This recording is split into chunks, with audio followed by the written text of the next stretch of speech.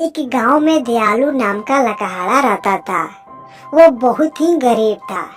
वह जंगल की लकड़ियों को काटकर बाजार में बेचता और उससे जो भी पैसे मिलते थे वह खुशी खुशी गुजारा करता था।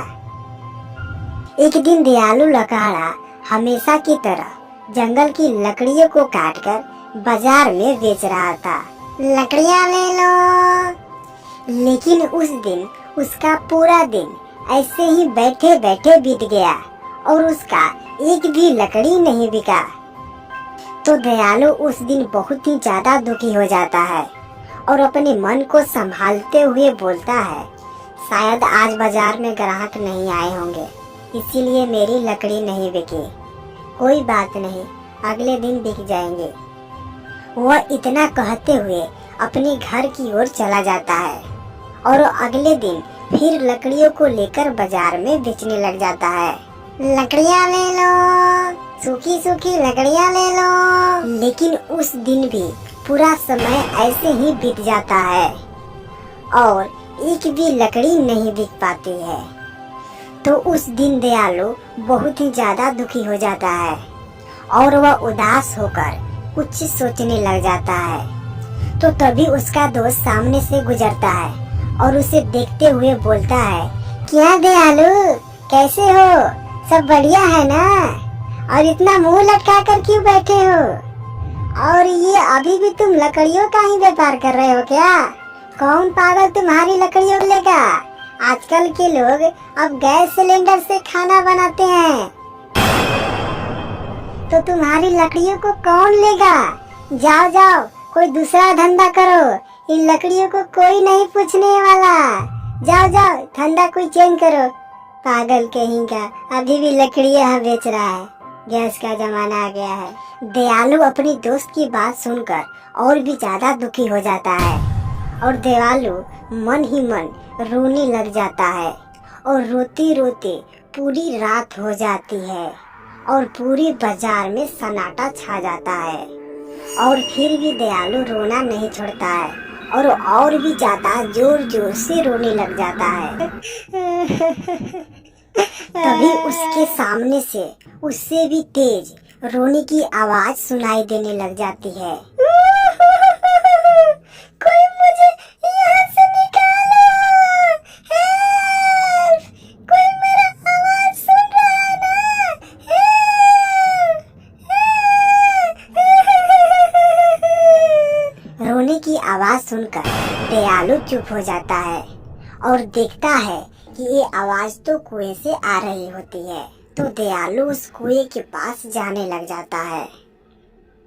कुएं के पास पहुंचने के बाद जब दयालु कुएं के अंदर झांकता है तो वो देखकर सन्न रह जाता है, क्योंकि वो रोने की आवाज कोई मामूली इंसान की नहीं थी, बल्कि वो रोने की आवाज एक भूत की थी, जो जोर जोर से चिल्ला चिल्ला कर अपनी मदद के लिए रो रहा था। दयालु भैया, मुझे इस कुएं से निकाल दो, प्लीज निकाल दो ना।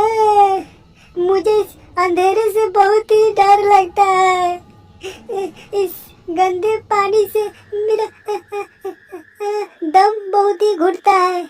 मैं रोज इस कुएं से चिल्लाता हूँ, लेकिन मेरा कोई मदद नहीं करने आता है।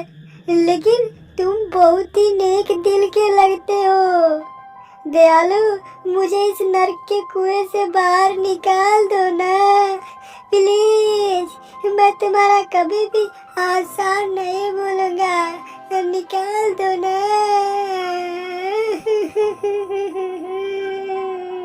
दयालु को उस भूत की बात सुनकर दया आ जाती है और वह दयालु भूत से बोलता है, ठीक है भूत भाई, मैं अभी तुम्हें निकाल देता हूँ। तो दयालु इधर उधर देखने लग जाता है। तभी उसका नजर एक रस्सी के बंडल पर पड़ती है। तो दयालु उस रस्सी को उठाकर कुएं में फेंक देता है और बोलता है, भूत भाई, इस रस्सी को पकड़कर बाहर आ जाओ। तो भूत उस रस्सी के सहारे कुएं से बाहर निकल जाता है और कुएं से बाहर निकलने के बाद बहुत ही ज्यादा खुश हो जाता है और दयालु के तरफ देखते हुए बोलता है, दयालु, तुम वाकई में दयालु हो, इसीलिए मैं खुश होकर तुम्हें जादुई पेंसिल दे रहा हूँ। ये कोई मामूली पेंसिल नहीं है। तुम इस पेंसिल से जो भी चित्र बनाओगे वो हकीकत में बदल जाएगी। इस पेंसिल से तुम अपने सभी जरूरतों को पूरा कर सकते हो। ये लो। दयालु उस पेंसिल को देखकर बहुत ही ज्यादा खुश हो जाता है और दयालु भूत से बोलता है, धन्यवाद भूत भाई। दयालु का इतने बोलते ही भूत वहाँ से तुरंत ही गायब हो जाता है और भूत के तुरंत गायब होने के बाद दयालु उस जादुई पेंसिल को अपने घर लेके चला जाता है और वह जादुई पेंसिल से वो बहुत ही ज्यादा धनवान बन जाता है और वह खुशी खुशी अपना जीवन व्यतीत करने लगता है।